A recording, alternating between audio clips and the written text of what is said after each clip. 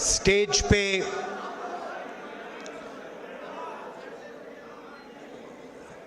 वरिष्ठ नेता, पर्सनैलिटीज, भाइयों और बहनों, आप सब यहां आए, अच्छा डिस्कशन हुआ और इतनी एंथुजियाज्म से आप मेरी बात सुनने के लिए आए।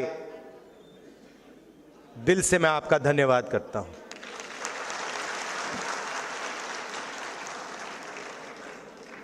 अनिल जैन जी ने अभी कहा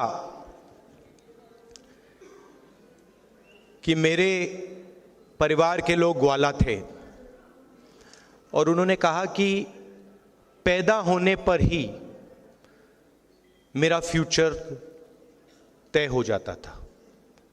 मैं उस बात को थोड़ा आगे बढ़ाना चाहता हूं। पैदा होने से पहले आपका फ्यूचर तय हो जाता था।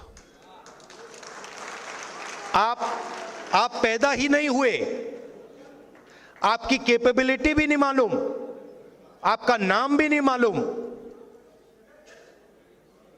आपका फ्यूचर तय हो जाता था। और हिंदुस्तान के सारे लोगों को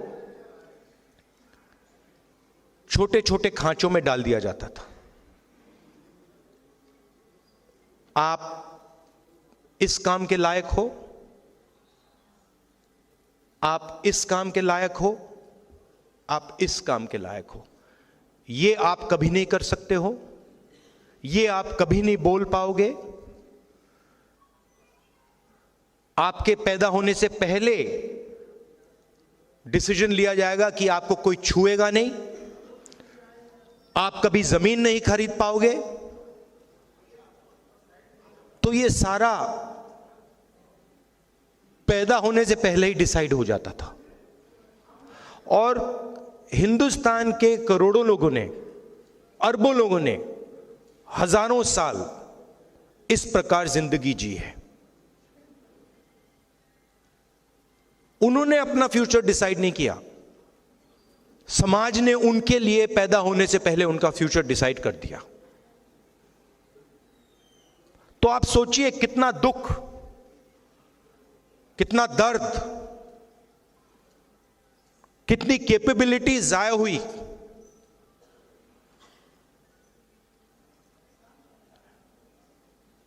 और इस चीज को बदलने के लिए बहुत सारे लोग खड़े हुए। हिस्टोरिकली लिस्ट है, जयहिंद जी ने उनके नाम लिए, मगर सब के सब ने एक ही बात की थी, जो सच्चाई थी उसको उन्होंने एक्सेप्ट किया कि हमें यह दिख रहा है कि यह सच्चाई है और इस बात को मैं एक्सेप्ट कर रहा हूं। दो तरीके के लोग होते हैं, राजनीति में तो खासतौर एकदम दिख जाता है। पूरी जिंदगी सत्ता के पीछे दौड़ते दौड़ते दौड़ते दौड़ते सच्चाई को कभी एक्सेप्ट नहीं करते। ना अपनी सच्चाई एक्सेप्ट करते हैं, ना अपनी सच्चाई एक्सेप्ट करते हैं, ना किसी और की सच्चाई एक्सेप्ट करते हैं। उनको सिर्फ एक चीज दिखती है कि किसी ना किसी तरह मेरे हाथों में इन्फ्लुएंस आ जाए, सत्ता आ जाए, बाकी सब छोड़ो। और दूसरे तरीके के लोग होते हैं जो कहते हैं यह सच्चाई है, इसको मैं एक्सेप्ट कर रहा हूं, चाहे मुझे अच्छा लगे या बुरा लगे, मगर मुझे जो दिख रहा है उस बात को मैं पूरी तरह एक्सेप्ट कर रहा हूं। और अलग अलग समाज में अलग अलग जगह से ये लोग आए। अंबेडकर जी, महात्मा गांधी जी, पेरियार, बसवना, बुद्धा, ये अलग अलग अलग स्पेसेस से आए, मगर इन सब ने ये बात एक्सेप्ट की कि जो मैं देख रहा हूं ये सच है और मैं इसको छोड़ूंगा नहीं।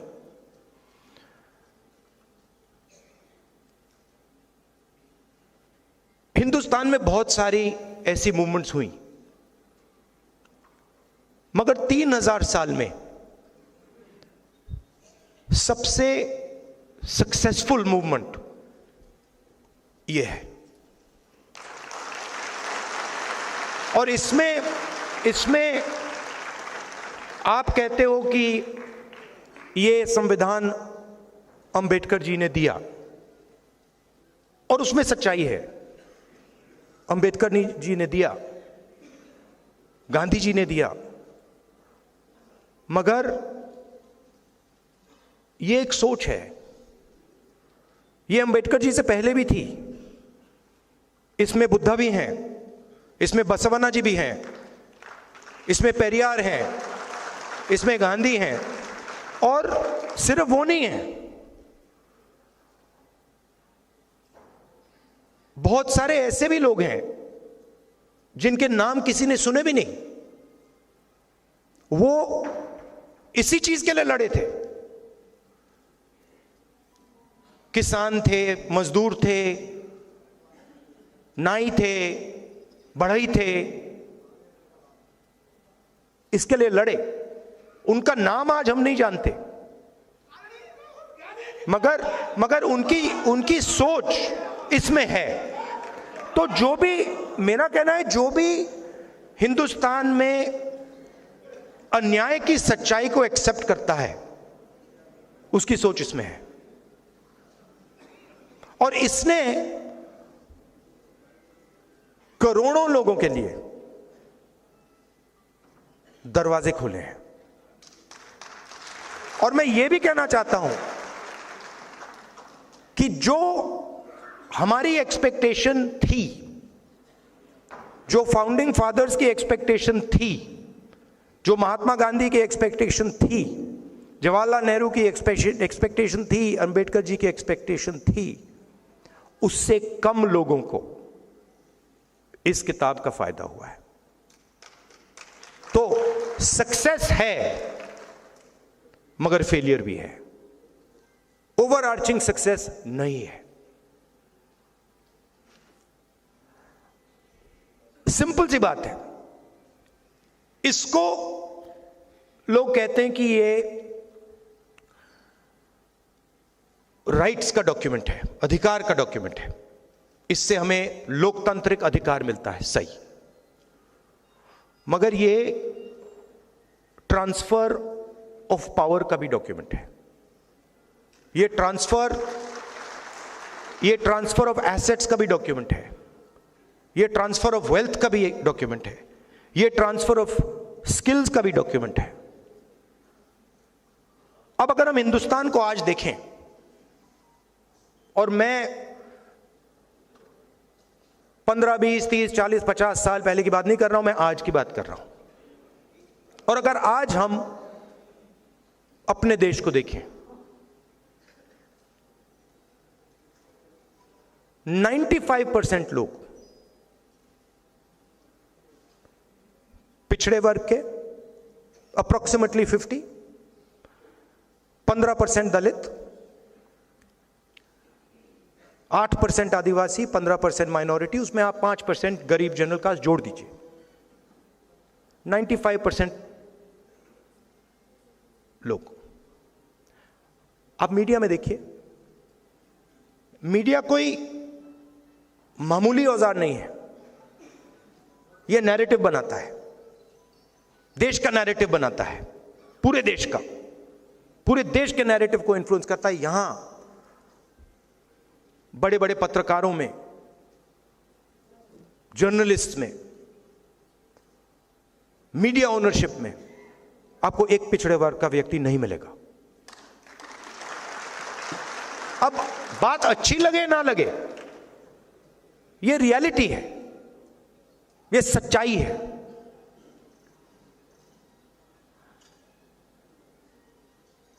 और छुपे तरीके से यह किया जाता है।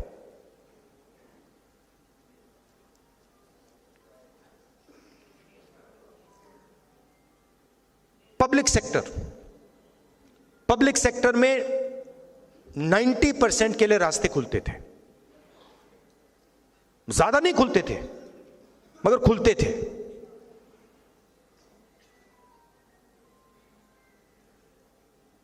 आज 200 सबसे बड़ी कंपनियों की लिस्ट निकालिए, उनकी सीनियर मैनेजमेंट की लिस्ट निकालिए, उनकी जो बड़े बड़े सैलरी, करोड़ों रुपए वाली सैलरी वाले लोग हैं, उनकी लिस्ट निकालिए। दिखा दीजिए कौन सा पिछड़ा है वहां पे, कौन सा दलित है, कौन सा आदिवासी है, कौन सा गरीब जनरल कास्ट का है, दिखा दीजिए।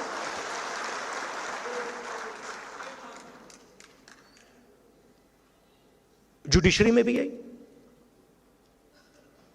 सरकार में भी यही। और जो सच्चाई है वो छुपा दी जाती है। अग्निवीर स्कीम में नुकसान किसका हुआ है,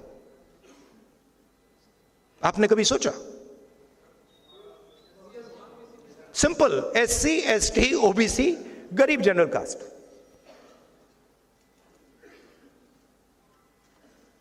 अग्निवीर सीनियर लेवल पे नहीं है, अग्निवीर जवान के लिए है। और 2 तरीके के शहीद बनाए जा रहे हैं। तो जहां भी देखो 90% तो है ही नहीं। अब मैं सिर्फ एक बात कह रहा हूं कि सब कुछ छोड़ दीजिए,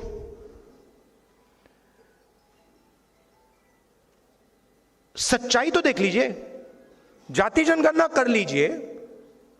अगर जो मैं बोल रहा हूं गलत है, कोई प्रॉब्लम नहीं है,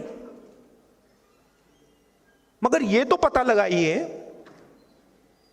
कि इस देश में पिछड़े वर्ग के कितने लोग हैं, दलित कितने हैं, आदिवासी कितने हैं, यह तो पता लगाइए। कौन सी संस्थाओं में है,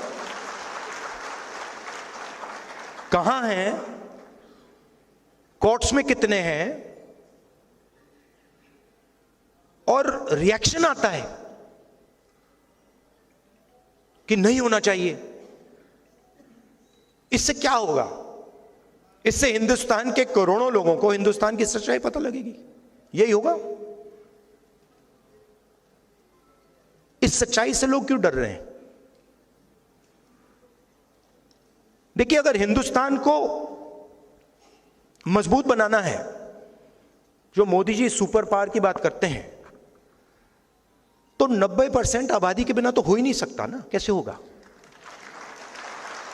आप ये कह दो कि भैया ब्यूरोक्रेसी में 90% नहीं आएंगे, मीडिया में 90% नहीं आएंगे, स्पोर्ट्स में 90% नहीं आएंगे, ब्यूटी पैजेंट्स में 90% नहीं आएंगे,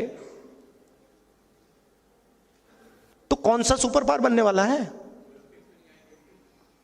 मतलब आप अपनी 10% आबादी का सुपर पावर बनाओगे क्या? मतलब कौन सी दुनिया में हो आप? सुपर पावर तो 90% है।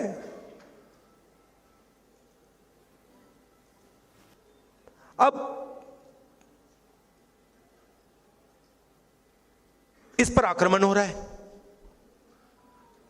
मोदी जी कहते हैं मैं कॉन्स्टिट्यूशन को रद्द नहीं करना चाहता हूं। ठीक है, जब आप CBI और ED को राजनीति और लोकतंत्र पर, जब आप CBI और ED को लेकर राजनीति और लोकतंत्र पर आक्रमण करते हो, तो आप कॉन्स्टिट्यूशन पे आक्रमण कर रहे हो। जब आप सारे के सारे इंस्टीट्यूशंस में RSS के लोग भर रहे हो, तो आप कॉन्स्टिट्यूशन पे आक्रमण कर रहे हो। जब आप बिना किसी से पूछे नोटबंदी करते हो और हिंदुस्तान के करोड़ों पिछड़े वर्ग के लोगों को, दलितों के, आदिवासियों की जिंदगी खत्म करते हो, तो आप कॉन्स्टिट्यूशन पर आक्रमण कर रहे हो। जब आप अग्निवीर योजना बिना आर्मी से पूछे लागू करते हो, आप कॉन्स्टिट्यूशन पर आक्रमण कर रहे हो। मोदी जी राजा हैं।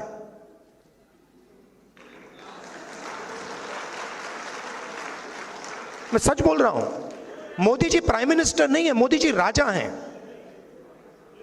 उनको कुछ लेना देना नहीं, कैबिनेट से कुछ लेना देना नहीं, पार्लियामेंट से कुछ लेना देना नहीं, कॉन्स्टिट्यूशन से कुछ लेना देना नहीं। 21वीं सदी के वो राजा हैं।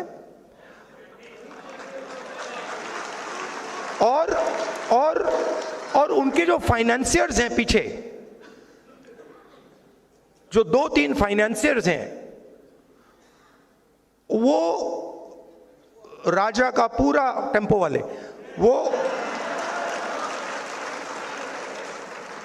वो राजा, एक्चुअली वो राजा फ्रंट है। एक्चुअली राजा के पास पावर नहीं है, एक्चुअली पावर कहीं और है। तो ये सिचुएशन है। नहीं भैया, अनपढ़ राजा भी काम चला लेता। बहुत सारे अनपढ़ राजा हुए हैं हिंदुस्तान में, जिनमें अहंकार नहीं है, जिनमें अहंकार नहीं था, वो काम चला लेंगे। जो जनता की बात सुन लेते थे, ये दूसरे टाइप के हैं, ये किसी की नहीं सुनते। अब इनका लक्ष्य है कि पब्लिक सेक्टर को खत्म करो, और जो दलितों के, आदिवासियों के, पिछड़ों के रास्ते हैं और गरीब जनरल कास्ट के जो रास्ते हैं, उनको एक एक करके खत्म करो। और इनके सारे के सारे नेता कह रहे हैं, खुल के कह रहे हैं कि हम रिजर्वेशन को खत्म कर देंगे। और मैं खुल के कह रहा हूं, आप रिजर्वेशन को कभी खत्म नहीं कर सकते हो। और सिर्फ ये नहीं, वो क्योंकि रिजर्वेशन 90% की आवाज है, तो रिजर्वेशन पर आक्रमण, कॉन्स्टिट्यूशन पर आक्रमण, पब्लिक सेक्टर पर आक्रमण, आर्मी पर आक्रमण, फाइनेंशियल सिस्टम पर आक्रमण। क्यों? क्योंकि इनके पीछे धन है, अरबों रुपए हैं। तो ये सिचुएशन है। अब थोड़ी सी प्रॉब्लम आ गई है। आपने देखा होगा, मोदी जी ने अदानी जी का, अंबानी जी का नाम ले लिया, भौंकला गए कि भैया आओ आओ मुझे बचाओ। यहां पे तो हिंदुस्तान की जनता ने घेर लिया मुझे, ये मतलब सबने घेर लिया। ये तो आरक्षण की बात कर रहे हैं, ये तो कॉन्स्टिट्यूशन की बात कर रहे हैं। अदानी जी, अंबानी जी बचाओ मुझे।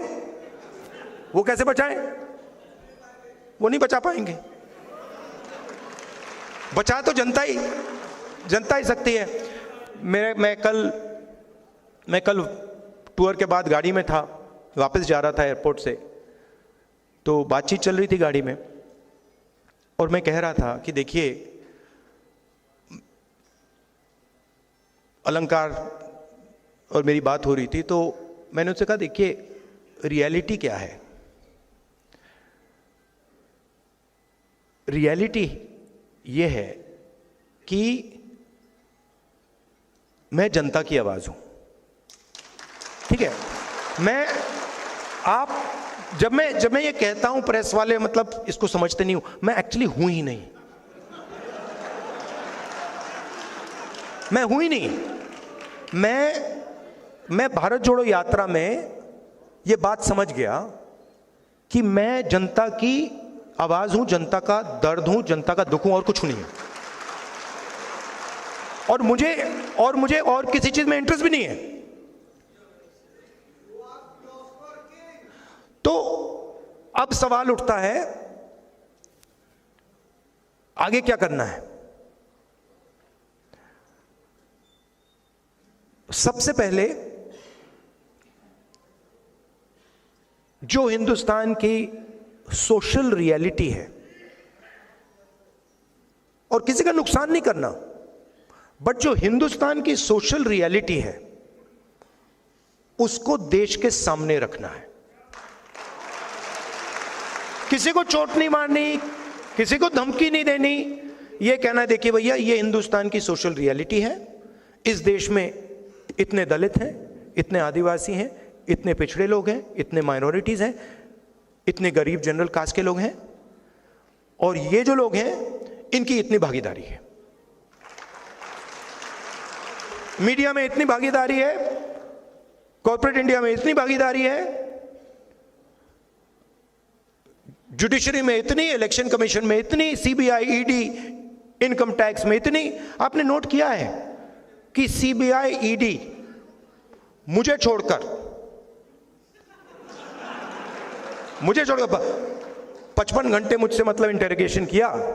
मैं 2-3 साल बाद आपको बताऊंगा उस डिस्कशन में क्या हुआ।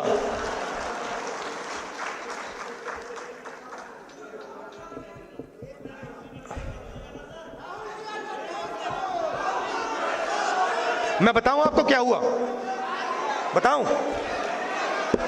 मैंने ईडी के अफसर से बोला, ईडी के अफसर मुझे इंटरोगेट कर रहे थे, और मैंने उनसे बोला कि देखिए, आप सोच रहे हो कि आपने मुझे यहां बुलाया है, मगर आप गलतफहमी में हो। आपने मुझे यहां नहीं बुलाया, मैं यहां आया हूं।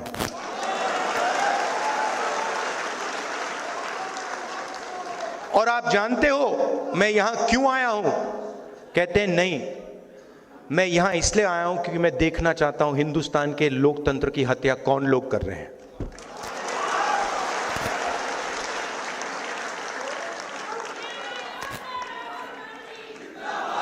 मतलब आप क्या समझे हो?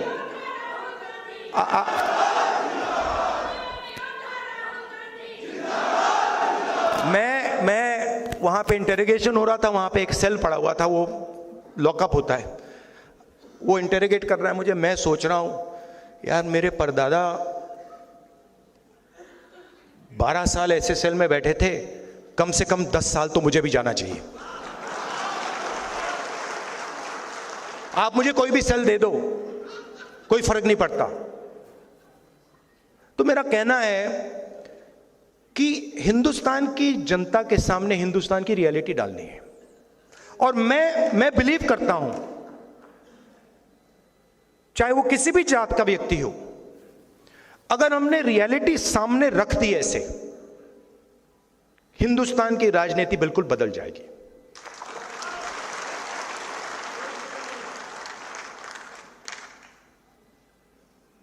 और उसको बदलना ही होगा, क्योंकि 90% को आप चुप नहीं रख सकते, 90% की शक्ति को आप कंट्रोल नहीं कर सकते, कुछ भी कर लो।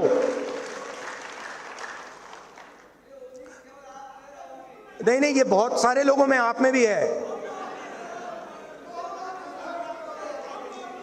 और राजनीति में ना, मेरा एक्सपीरियंस बताता हूं आपको, एक होता है जो सुबह उठता है, कहता है भैया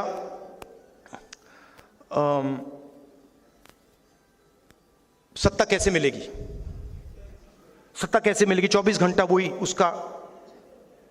उसकी थिंकिंग होती है। अब मेरी दूसरी प्रॉब्लम है, नहीं, मैं उसके बीच में पैदा हुआ।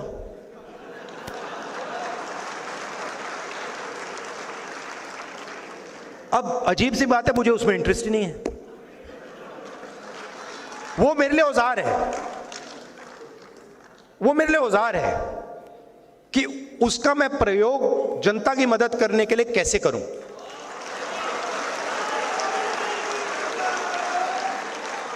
वो मेरे लिए मतलब ड्रग नहीं है, नशा नहीं है। मैंने अपनी दादी की लाश देखी है, पिता की लाश देखी है। तो एक पॉलिटिकल व्यक्ति के अंदर एक पॉलिटिकल क्रिस्टलाइजेशन होता है। बहुत सारे लोगों के अंदर पॉलिटिकल क्रिस्टलाइजेशन कभी होता ही नहीं है। पूरी जिंदगी निकल जाती है, सुबह उठते हैं, किसी को काटते हैं, किसी को डराते हैं, किसी से लड़ते हैं, कोई सूट पहन लेता है, कोई मतलब अलग अलग वीडियो बनाते हैं, तो उनको तो छोड़ दो। मगर फिर ऐसे भी लोग होते हैं जो कहते हैं कि भाई अब हमारे पास 15-20 साल हैं, 30 साल हैं, अब कुछ अच्छा किया जाए, कुछ दम का किया जाए। तो पॉलिटिकल क्रिस्टलाइजेशन हो जाता है। एक बार पॉलिटिकल क्रिस्टलाइजेशन हो जाता है तो फिर क्लैरिटी आ जाती है कि मुझे ये करना है और कुछ नहीं करना। और मेरे माइंड में ये क्लैरिटी आ गई है कि इस देश में 90% लोगों को भागीदारी दिलवानी है और 90% लोगों के लिए एक के बाद एक दरवाजे खोलने हैं। मीडिया में, कॉर्पोरेट इंडिया में, जुडिशरी में, सब जगह ऐसा इंडिया, ऐसा हिंदुस्तान हम चाहते हैं, सब चाहते हैं। तो ये करने में बड़ा मजा आ रहा है मुझे। 4000 किलोमीटर चल गया, पता भी नहीं लगा मुझे ये हुआ क्या। हाँ, अब बड़ी इंटरेस्टिंग बात है, मैं आपको बताऊं, बड़ी इंटरेस्टिंग बात है। पॉलिटिकल क्रिस्टलाइजेशन से क्या होता है, या पॉलिटिकल जब क्लैरिटी आ जाती है, होता क्या है। मैं 2004 से राजनीति में हूं, ठीक है। 2 साल पहले मैंने भारत जोड़ो यात्रा की, 4000 किलोमीटर चला, और मेरा जो सुनने और देखने का तरीका था वो बदल गया।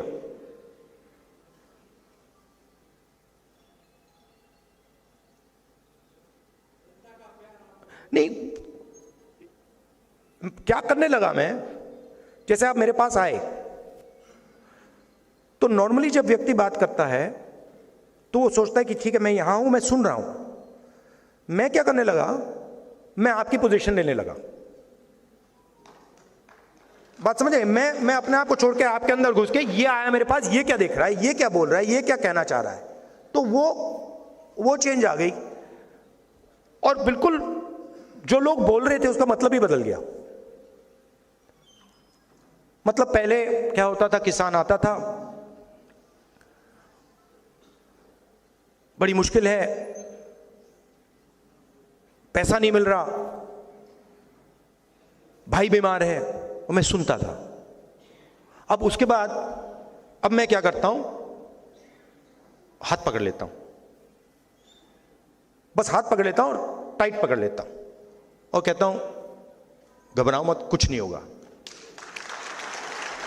तो टोटल चेंज आ जाता है, कनेक्शन बन जाता है।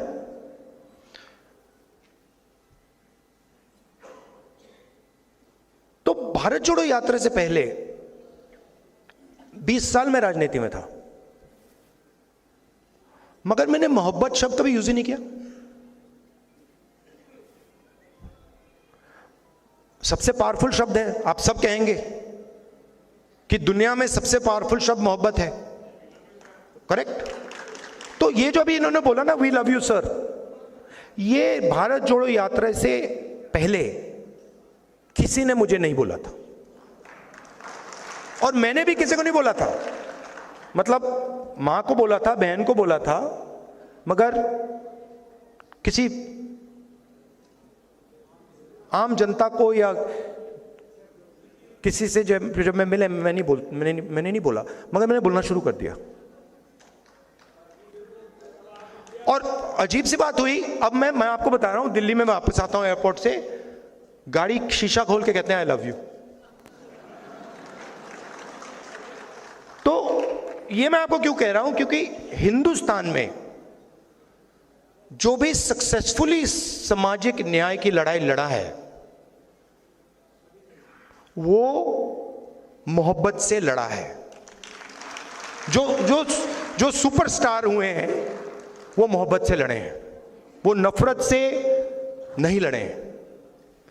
तो ये 2 चीजें जरूरी हैं कि सच्चाई होनी चाहिए, सच्चाई से पीछे नहीं टिकना चाहिए, हिलना नहीं चाहिए, कोई भी कॉस्ट दे दो, मगर ये सच्चाई है।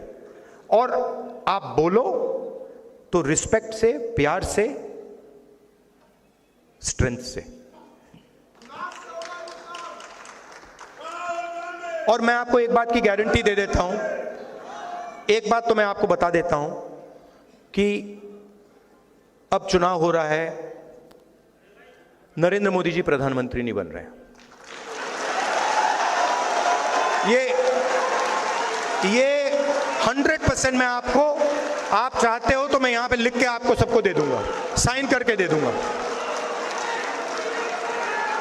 क्योंकि देखिए हुआ क्या है, देखिए मैं पॉलिटिक्स को ना, हुआ क्या है, बड़ी इंटरेस्टिंग चीज हुई है, बड़ी इंटरेस्टिंग चीज हुई है कि नरेंद्र मोदी जी की पूरी स्ट्रेटेजी भाई को भाई से लड़ाने की है, और इस चुनाव में वो काम ही नहीं कर रहा है। वो मतलब आ रहे हैं, वो कह रहे हैं, लोग देख रहे हैं, कह रहे हैं भैया ये बोल क्या रहा है। तो वो चेंज आ गया है, और आप लिख लीजिए वो। अच्छा, एक बात हो सकती है, अगर पूरी चीटिंग कर दी, अगर ईवीएम लपेट लिया, वैसे हो सकता है, मगर उसके अलावा ये 200 180 से आगे नहीं जा रहे। अब आपके सवाल हो, नहीं देखिए, मगर इसमें देखिए, इसमें एक बात मैं आपको बताना चाहता हूं कि हमारा जो मैनिफेस्टो है, क्रांतिकारी मैनिफेस्टो है। अगर आपने मैनिफेस्टो को देखा है, वो 90% को सपोर्ट करने वाला मैनिफेस्टो है, मगर सच्चाई ये है कि कांग्रेस पार्टी को भी आने वाले समय में अपनी राजनीति को बदलना होगा। ये करना पड़ेगा। और ये भी मैं कहना चाहता हूं कि कांग्रेस पार्टी ने भी गलतियां की हैं, और मैं कांग्रेस पार्टी का होता हुआ ये मैं कह रहा हूं। तो अब आपके सवाल हो, आप जरूर पूछिए।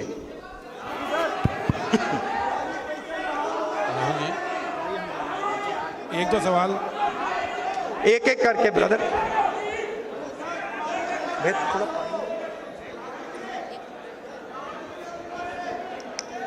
हेलो, आप कहाँ खड़े हैं? जस्टिस राहुल जी, मेरा सवाल आपसे है। जस्टिस मदन बी लोकुर और मीडिया के काफ़ी प्रधानमंत्री जी के साथ आपको 1-to-1 डिबेट के लिए कहाँ हैं आप जी? नहीं, सवाल कहाँ पूछ रहे हैं?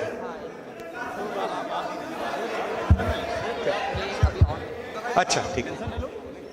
हाँ, मेरा सवाल ये है, जस्टिस और मीडिया के साथियों ने मंत्री जी, आवाज नहीं आ रही आपकी।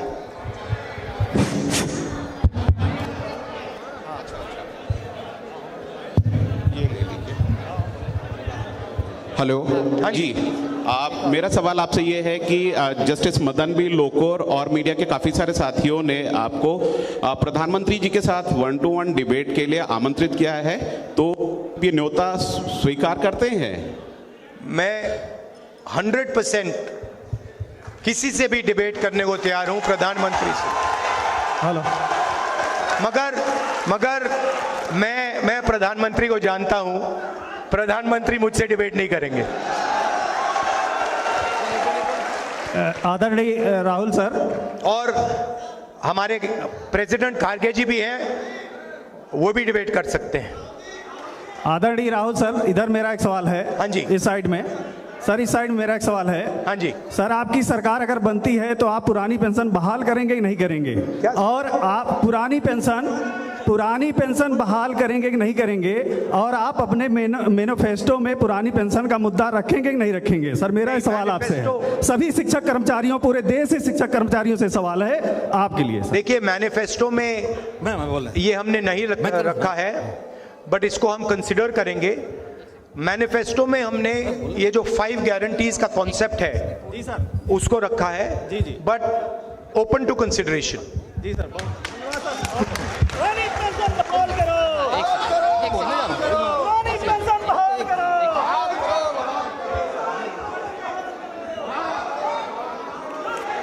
सुनाई नहीं दे रहा। माननीय राहुल गांधी जी, एक्सक्यूज मी। बाद में बात कर लूंगा, और 2-3 और क्वेश्चन है। ये बताइए माननीय राहुल गांधी जी, राहुल साहब, राहुल जी, हुकूमत आपकी बनने जा रही है, आप 85% रिजर्वेशन देंगे? सर मैं वर्तिका सिंह अंतर्राष्ट्रीय निशानेबाज हूँ मैं। हाँ। और राष्ट्रपति पदक विजेता हूँ मैं। और सर मुझे न्याय कब मिलेगा? 5 साल से स्मृति ईरानी ने मेरे परिवार को और हम लोगों को जान से मारने की धमकी दिया। 5 साल से एक लड़की जो अंतर्राष्ट्रीय स्तर पे जिसने देश को रिप्रेजेंट किया है उसके साथ ये अन्याय हो रहा है। मैं अकेली लड़ाई लड़ रही हूँ। आप आके मुझे डिटेल्स देख सर, लीजिए, मैं इतनी दे बार दीजिए। लोगों से कितनी बार रिक्वेस्ट किया सर, मुझे प्लीज आप वचन दीजिए कि आप मुझे अपॉइंट आप डिटेल्स हमें दे दीजिए। मैं एग्जैक्टली केस के बारे में जानता नहीं हूँ, आप डिटेल्स मुझे दे दीजिए। राहुल जी, पूरे देश में पूरे देश के जितने संस्थाओं का राहुल जी देश में जितने संस्थाओं का निजीकरण इधर से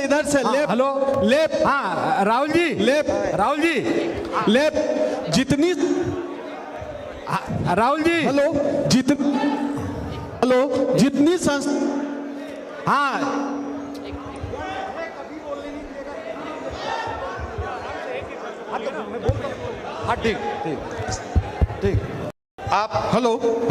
जितनी संस्थाओं का निजीकरण किया गया है, क्या उन संस्थानों का फिर से राष्ट्रीयकरण किया जाएगा? राष्ट्रीय क्या? निजीकरण को वापस करा जाएगा। जितनी संस्थाओं को मोदी जी ने बेच दिया है, क्या उस संस्थानों का फिर से राष्ट्रीयकरण होगा? नहीं, ये तो मुश्किल होगा, मगर ये जो ब्लेटेंट प्राइवेटाइजेशन किया जा रहा है, जो रेलवेज का डिस्कशन चल रहा है, जो बाकी बड़ी बड़ी संस्थाओं का डिस्कशन चल रहा है, ये ब्लेटेंट प्राइवेटाइजेशन हम अलाउ नहीं करेंगे। हमारी फिलॉसफी ये है कि सरकार का एजुकेशन में, हेल्थ केयर में रोल होना चाहिए और उस रोल को हम प्रोटेक्ट करेंगे और ज़्यादा से ज़्यादा लोगों को सरकारी नौकरी देने का काम करेंगे। आपका बहुत बहुत धन्यवाद, बहुत अच्छा लगा मुझे यहाँ आकर।